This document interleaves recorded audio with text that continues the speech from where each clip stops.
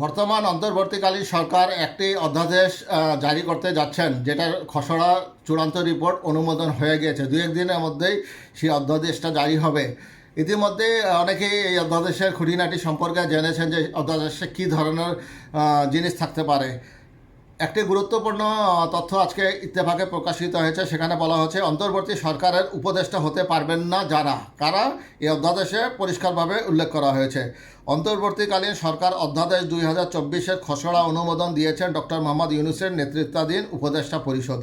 নতুন এই অধ্যাদেশ জারির প্রক্রিয়া শেষ পর্যায়ে রয়েছে। খসড়াটি এখন গেজেট আকারে প্রকাশের অপেক্ষায় রয়েছে বলে জানা গেছে। তবে ঠিক কতদিনের মধ্যে অধ্যাদেশটি জারি হবে সেটি এখনও নিশ্চিত করে বলা যাচ্ছে না।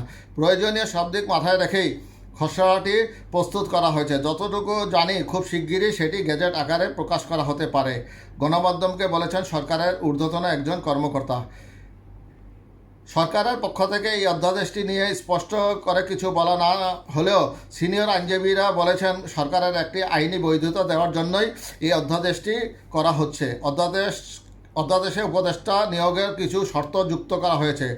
কারা উপদেষ্টা হতে পারবেন না, এই ধরনের একটি পরিষ্কার গাইডলাইন দেওয়া হয়েছে। প্রস্তাবিত অধ্যাদেশে বলা হয়েছে যে বাংলাদেশের নাগরিক না হলে এবং বয়স 25 বছর পূর্ণ না হলে তিনি উপদেষ্টা হতে পারবেন না। কোনো বিদেশি রাষ্ট্রের নাগরিকত্ব অর্জন কিংবা কোনো বিদেশি রাষ্ট্রের প্রতি আনুগত্য ঘোষণা বা স্বীকার করলেও তিনি উপদেষ্টা হিসেবে শপথ নিতে পারবেন না।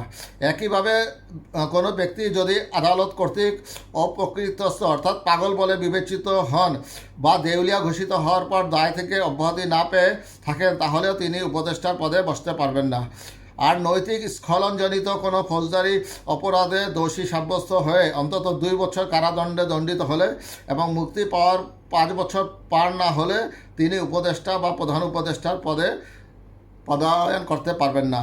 Bangladesh collaborators special tribunal order 1972-এর অধীনে কোনো অপরাধের জন্য দণ্ডিত হলেও তিনি উপদেষ্টা হতে পারবেন না। অর্থাৎ রাজাকার বা যুদ্ধাপরাধের দায় দণ্ডপ্রাপ্ত কেউ অন্তর্বর্তীকালীন সরকারে থাকতে পারবেন না। পাশাপাশি উপদেষ্টার পদে বসতে হলে ব্যক্তিকে ত্রয়োদশ জাতীয় সংসদ নির্বাচন এবং স্থানীয় সরকার প্রতিষ্ঠানের জনপ্রতিনিধি নির্বাচনে প্রার্থী হবেন না মর্মে সম্মতি দিতে হবে।